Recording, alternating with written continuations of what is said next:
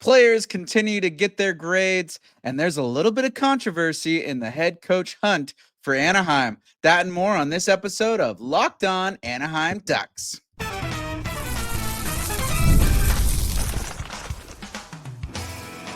You're Locked On Ducks, your daily podcast on the Anaheim Ducks, part of the Locked On Podcast Network, your team every day.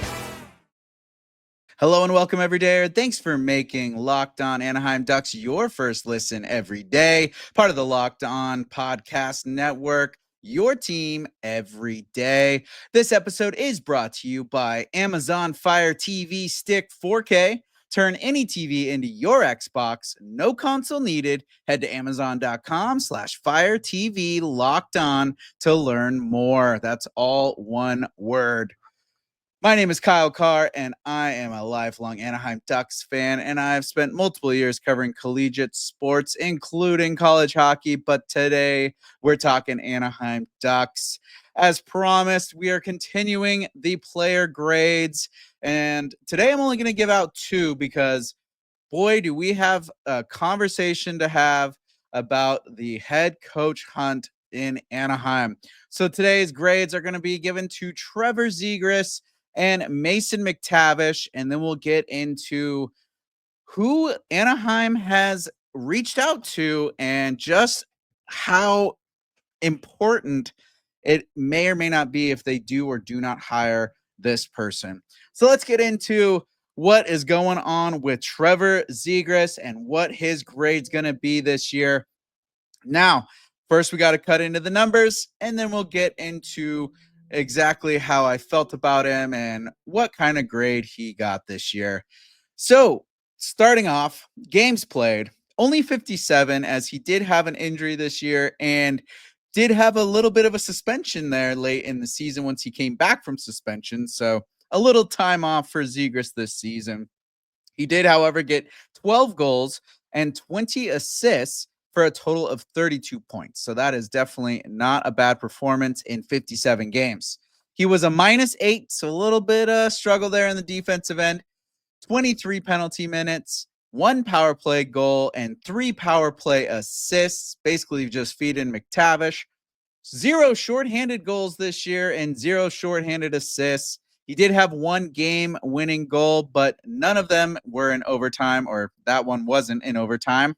He took 98 shots, so 57 games, 98 shots, a little truncated. I mean, you could see a little bit more shooting from him, but we'll get into that. 12.2 shot percentage for Zegras. He did take 186 faceoffs and won 68 of them for a faceoff win percentage of 36.6. 50 hits, definitely an improvement. 27 blocks, 13 takeaways, and 51 giveaways, and a total ice average of 17 minutes and 2 seconds. So those are the numbers for Zegras this year. Not too shabby. Room for improvement, but overall he did pretty great this year. He did lose that time to that injury, but he did come back very, very strong. I was really impressed. After last year coming back from injury, he kind of struggled when he first came back, but this year he was right on it, really engaged as soon as he got into the lineup. And one of the big things that improved with him this year was his 200-foot game. That was something that Coach Cronin was harping on with him, and something that even Trevor Zegras acknowledged in the media that he needed to work on. And boy, did he put the work in this year. His 200-foot game was vastly improved. You could just see that he really worked on a lot of the little things that he needed to get in the neutral zone, in the defensive zone, the back check, how to stay strong on the puck, angles, just those little things that the NHL requires out of the players that, you know, college and juniors and all these other leagues don't necessarily harp on. And he put a lot of focus into that, a lot of focus on getting stronger. And one thing I noticed, if you saw with the 50 hits, that is very, very big improvement for Trevor Zegras. It was the second highest he's had in the hit count column for his career. And the season that he had higher, he had 56, and he played 75 games. So almost 20 more games and only 6 more hits. So completely different game mentality out of Zegras, and not as much focus on just trying to be flashy in the offensive zone and more responsible and playing that team game, that mature game that is required in the NHL. However, he still was a phenomenal playmaker this year. There were plenty of highlight reel moments that Zegras had this year, from between the leg passes through the neutral zone to send a breakaway, from being in the offensive zone, taking a pass off the boards and doing a complete spinorama pass right into the slot to Alex Killorn for him to get a game-winning goal against Nashville. Just amazing little moments that you can go look, just, Trevor Zegras highlights from this year, and he definitely made a bunch of those this year. Something that I would have liked to see out of him was more shots. Yes, he had in the 90s for only 57 games. Some guys didn't even get into that level playing more games, but the way that he has the ability to pick pockets and to pick those corners, he's got a wicked shot. It seemed like there were times where he was more focused on trying to make a play, like he's more looking for the pass. His sole focus is pass, and it gets picked off. It gets read, or he misses an opportunity to shoot through traffic, or there just little opportunities that get taken away because he's so much more focused on trying to make that, seam pass, or trying to spot the guy three lanes down. Or a couple times he would have momentum and basically be able to have either a breakaway or a 2-on-1 or 2-on-none, and he would just get so locked in, like, I need to make a pass, that he would slow down and the Ducks would kind of lose that momentum entering the zone. And then he would end up, like, it would just get turned over, or there wouldn't be sustained offensive time, where rather if he just would have taken it into the zone, use the hands that he does have, because he's able to stick handle well, and he does stay on the puck very strongly. He's got that widespread stance that he has, and he could have got in there and gotten some breakaway chances and gotten some more opportunities to get shots on goal. But it seemed like he was very focused on being the playmaker this year and more putting the other guys first rather than being selfish. And so there's that give and take, that the balance that's going to come with time and come with experience. And overall, he's going to get locked in. He came back from injury. That's a big aspect of this year, is that he did come back from another injury after having an injury last season. He's been kind of riddled with those, but he definitely came back stronger, tougher, a lot more physical when he gets engaged on that forecheck.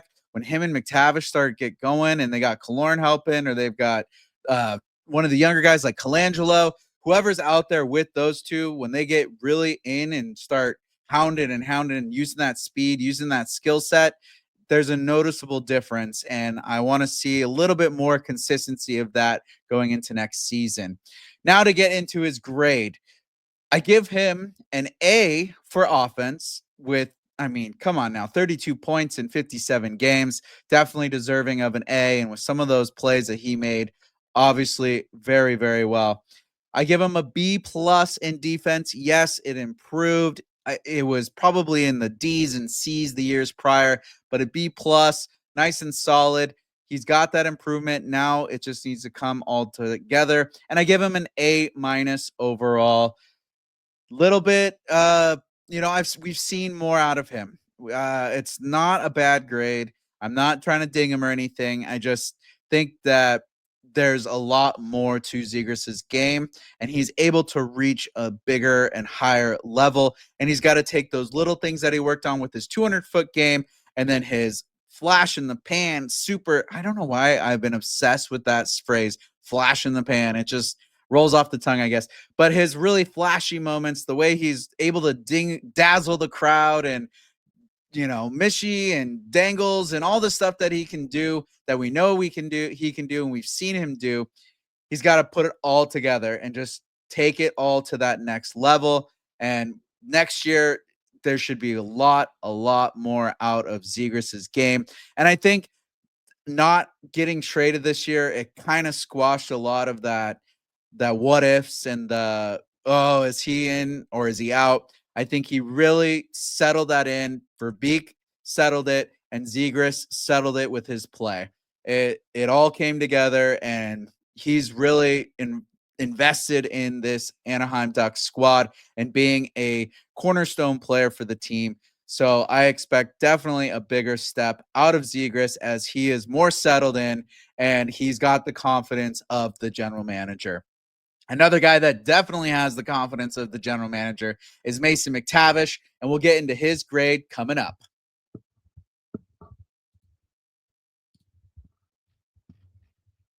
Do you ever check your bank account and wonder, where did all my money go?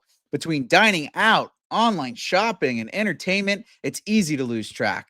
That's where Monarch Money comes in, your personal CFO, giving you full visibility and control over your finances.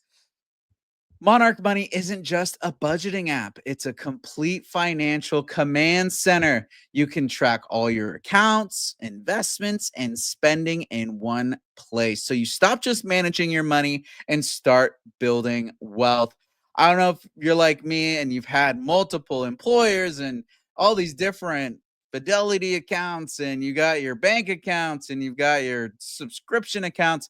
Put it all in one place on Monarch Money. You get to see all of that money that's going in and out and sitting and moving and doing nothing. It's all right there on Monarch Money. Take control of your finances with Monarch Money. Use code LOCKEDONNHL at monarchmoney.com for 50% off your first year. That's monarchmoney.com, code LOCKEDONNHL for half off your first year.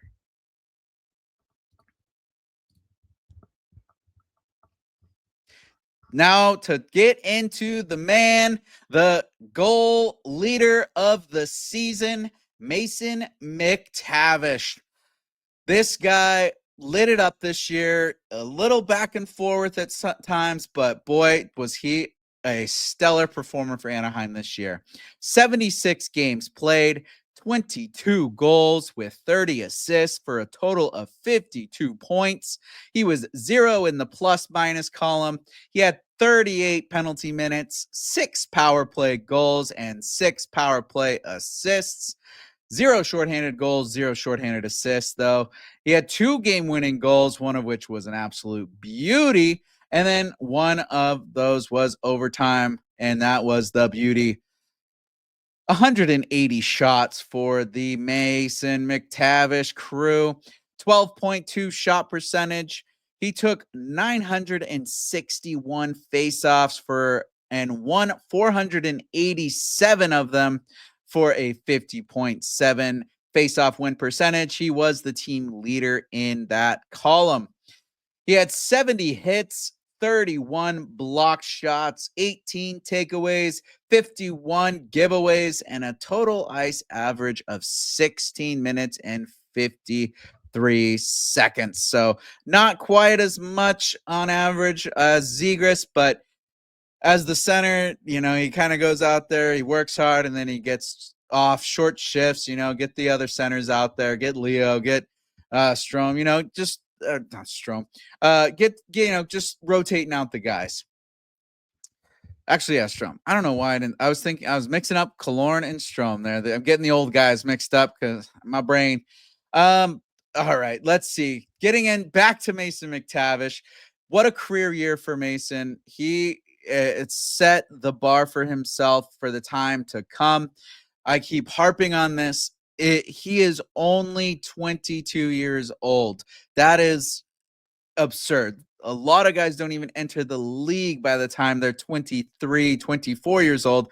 This guy's 22, and he's been an absolute beast out there. And he's not quite a vet, but he's in that, for all my military friends out there, He reminds me of him and Zegras kind of remind me of the senior Lance Corporals. Those are the guys that they're not quite in that like leadership rank yet, but they've been there long enough. They've experienced it. They've battled. They've done it all. So they've got that little edge to them, but they're not quite, a corporal or a sergeant yet. They're right there, about to get the promotion. He set the record for himself this year. He had a career high in goals, assists, points, shots, hits, and face-off wins. He took a lot more, well, not a lot more, but he took more, but he also won more. Not the highest face-off percentage he's had, but he's just getting reps, winning more face-offs. So it's good to have that continuing to go. And like again, he's only 22 and he's getting over 50% on his face-off wins. There are times this season that I was a little frustrated with the way that he would play. It just seemed like either it's his body language, he's just got one of them faces or something, but it just felt like he would kind of quit on plays or just stop trying. Not like obviously the professionals are gonna try, but there were just moments where it's just like he'd be involved in the forecheck or he'd be trying to read a play and then the guy would go by him and he'd just kind of like skate back to the bench. And I don't know if it's because as a father, when I see my son do that, I'm like, your body language, you got to get like look like you're trying at least. But it would just drive me up a wall. Like his back check would be a little slow sometimes, and he'd be in there trying to wreak havoc on the forecheck, but then he just kind of work his way back on his own time, and sometimes go to the bench a little slow. Just yeah, next guy out, and then you risk getting the too many men on the ice penalty. So there's little things like that were just a little frustrating. But then he'd have his times where it was just like he was on it. He's locked in. He was going. No pun intended. He was just ripping through, getting involved in the forecheck, causing mayhem, causing a ruckus, especially with Zegras out there with him. He was causing a lot of mayhem with Z. They just would be physical. They'd be throwing the body. They'd be turning pucks over again. Well, getting the puck back, I guess, causing the opponent to turn the puck over and making some great plays out there. I saw a lot of potential out of him, but it was the lack of consistency. But it did pick up towards the end. He had a lot more physical play towards the end there. His hit count went up, and I think a little bit of that did have come with being paired with Zegras. But also, I think when they finally got on that chase where it was like, oh, we're kind of in that wild card hunt, like we could do this. It seemed like it started to click a little bit more that you got to give a full 60 minutes and you can't just play the woe is me card. And that comes with experience. And that comes with, getting the wisdom of playing more and just becoming more of a professional type player. When it comes to the power play, yes, he was the intended target pretty much the entire season. The goal was let's give Mason a one-timer. He had 6 power play goals and 6 assists. I see that number being a lot higher if there was more movement from the players. It was too static. There would be good puck movement, but the players themselves would be kind of stuck, flat-footed, and that's what caused those massive breakouts. And then once the defense clears it, the penalty killers clear the puck down, then they got to go lug all the way back because they're not moving their feet. They're not able to cover the point. They're not able to cut off those clears. They're not like that. When you're in motion, it's just that much easier to get to point B from point A than if you're just sitting at point A and just waiting and then you start going to point B. It just needed a lot more of aggressiveness and movement, but that comes from the coaching. That's not just on the players. Obviously, they were coached to play that power play style.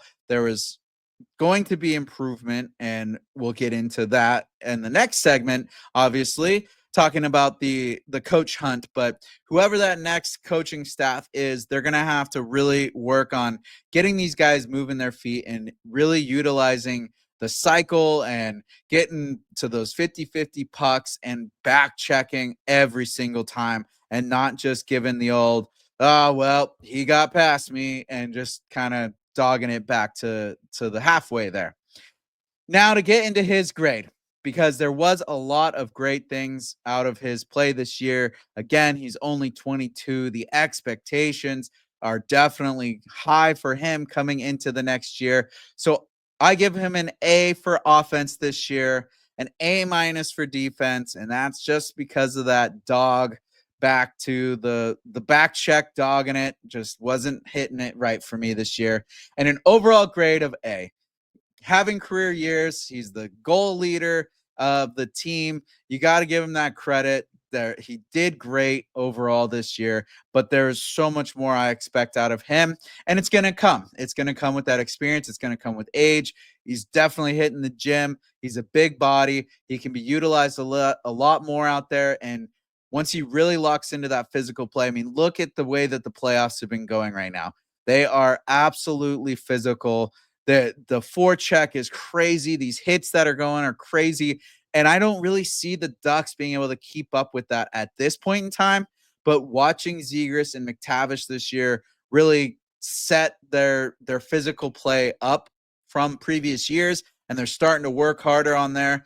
I definitely see a lot more of potential for the Ducks. Like, I think they're finally getting it, and to see those players setting the standard for physicality is only going to make the younger guys start pushing, the veteran guys. It's all going to just keep moving up, up, and up. So the future is absolutely looking great for Anaheim when it comes to playing playoff style hockey. Speaking of playing playoff style hockey, you got to coach playoff style hockey. And we are going to get into who Anaheim has interviewed, and it hit the social media scene like wildfire, and there's controversy a-glowing all around this. So we'll get into that right in a sec. Are you looking for a snack that's both delicious and nutritious? Crack into a good source of protein with Wonderful Pistachios. Wonderful Pistachios is one of the highest protein nuts. Each 1 ounce serving has 6 grams of protein, giving you over 10% of your daily value. Plus, they're packed with fiber and better for you unsaturated fats to help you keep feeling fuller longer. I have talked about it every single time. I love the no shells variety. When I need to get some fuel in me, I got to get some protein. I need my fiber and my unsaturated fats. I got to feel fuller longer. I grab a handful of those no shell variety Wonderful Pistachios, and in between meetings, hockey games, hockey practice, watching the playoffs, get anxiety snacking. It's all about Wonderful Pistachios. So get snacking and get cracking with the snack that packs a protein punch. Visit wonderfulpistachios.com to learn more. Okay, I know if you are listening, you're probably like, who is this guy talking about? Or you already know. If you're watching on the YouTube, you can see on the rundown exactly who we're about to talk about. So I've been teasing you long enough. Sorry, audio listeners, but we are going to dive into the Ducks have interviewed Joel Quenneville, Coach Q. There's controversy around him. There's also, from a hockey perspective, a lot of potential out of this guy. So let's just look at the facts as of now, the career that he's had and the stats of him in that mean, and then I will break into what the controversy is. So Joel Quenneville, he was a player. He was a defenseman from 1978 to 1992. All right. He played 803 games with teams like Toronto, Colorado, and Hartford. So shout out to the Whalers out there, Carolina, now Hurricanes. All right. And then for his coaching career, he was an assistant coach with the Quebec Nordiques from 94 to 96. That's the 1900s for you youngins out there. Then as a head coach, he has worked with St. Louis, Colorado, Chicago, and Florida. So he was in St. Louis from 96 to 2004. He had 7 playoff appearances, 1 President's Trophy. And then in Colorado from 2005 to 2008, he had pretty decent success. Not really, anything to write home about. But then Chicago. This is where he is known for. This is where he took off when it came to being a coaching, quote unquote, prowess out there. From 2008 to 2018, he did obtain 3 Stanley Cups with Chicago, 2010, 2013, and 2015, with players like Patrick Kane, Jonathan Toews. You got I'm not going to say any of the names because I'm going to mess them up right now because I'm trying to think too much. But he did have the second most wins in NHL history at the time of his departure. And then he went to the Florida Panthers in 2019 to 2021. And he did help get that team going. They were kind of buzzing. There was a lot of talk about these guys taking it deep into the playoffs. And then the controversy occurred and he was asked to step down, or he stepped down on his own fruition. We'll get into that, but he's been out of the coaching game for 4 years now, just about. And then Paul Maurice took over the Panthers, and then they had their success making it into the playoffs deep and then winning the Stanley Cup. So his career coaching record, looking at the numbers, he has 969 wins, 572 losses, 150 overtime losses, and 77 I'm not sure exactly what that 77 is. The 4 numbers throw me off there. But he had 1,944 games coached, second all-time in wins as of 2021. I don't know why I put that 77 there. But anyways, he had a very successful career. He had, like I said, the second most wins in the NHL at that time. His style of coaching. He is a structured defensive systems combined with a green light for creativity from star players. So he's always really harped on the defensive end of the game. But like I said, he's got guys like Jonathan Toews and Patrick Kane that he lets loose. He had Artemi Panarin there for a little bit. There was guys that he allows to play their style of play, and that's exactly what Anaheim is full of. He's definitely seen as a player's coach, but also strategic and adaptive, and he's very good at handling big personalities and maximizing veteran talent. So he's got a lot of good qualities as a coach, right? Well, let's get into the scandal and the controversy.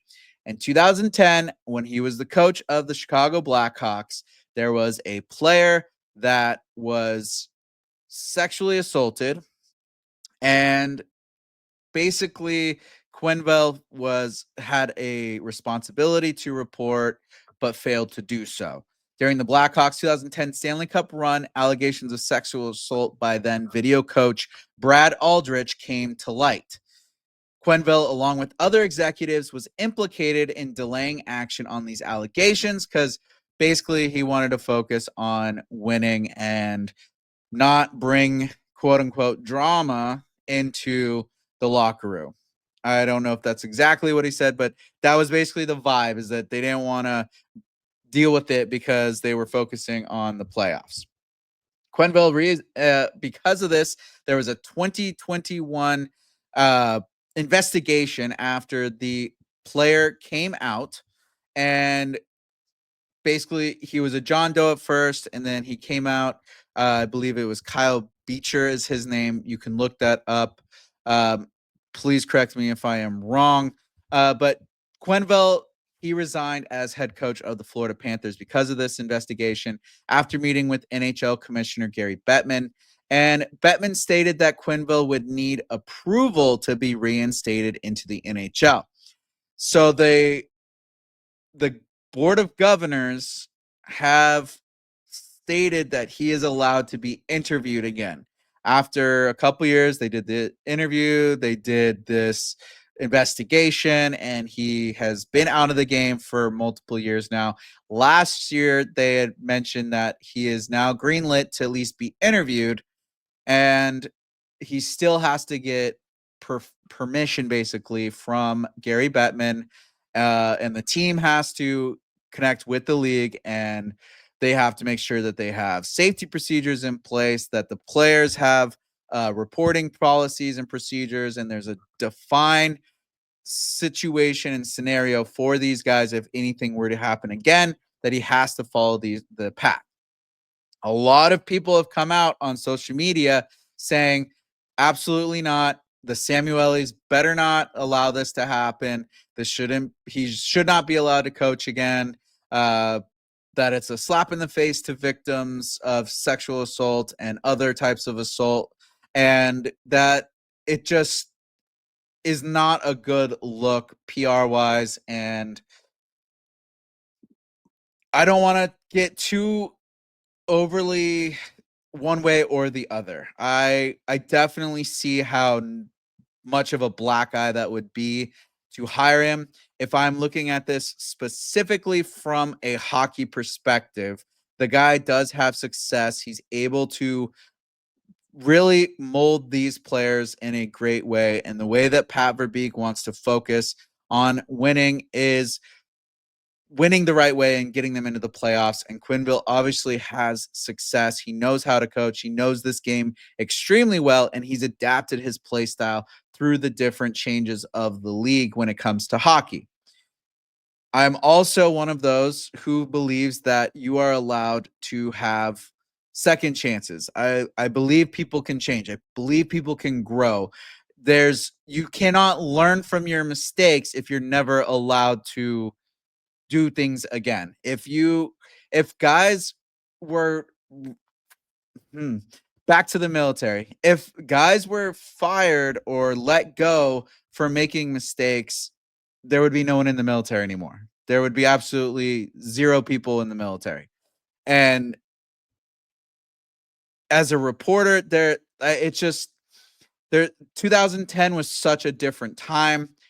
I can't tell you how many times that I've not myself was a mandatory reporter or anything, but I have seen situations like this in the professional world go completely look the other way.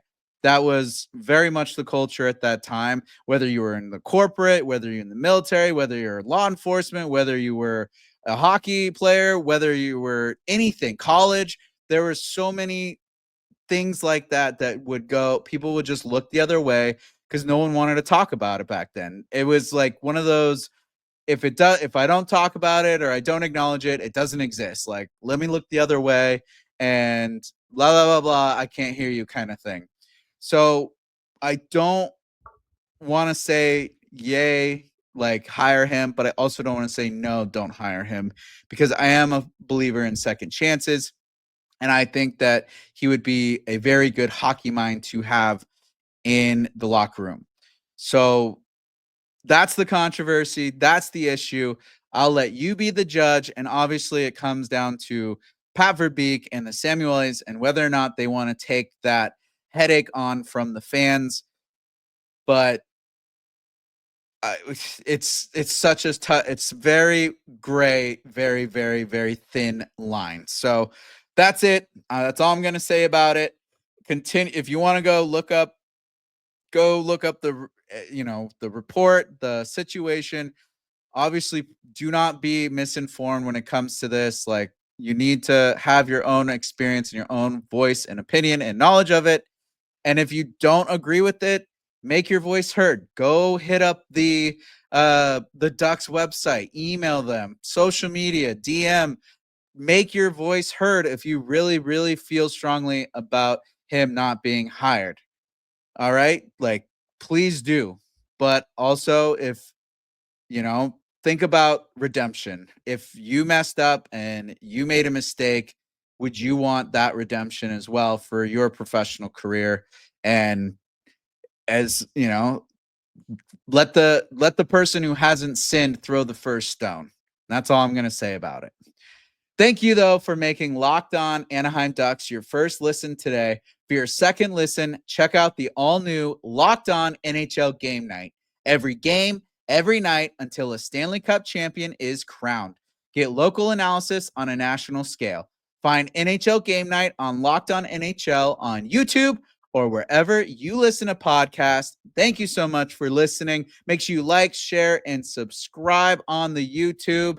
And stay tuned because, as you can see, we've got a lot of information, a lot of stuff coming down the pipeline to keep track of out here in Anaheim. So stay tuned, lock in on Locked On Anaheim Ducks. I'm Kyle Carr. Be good out there.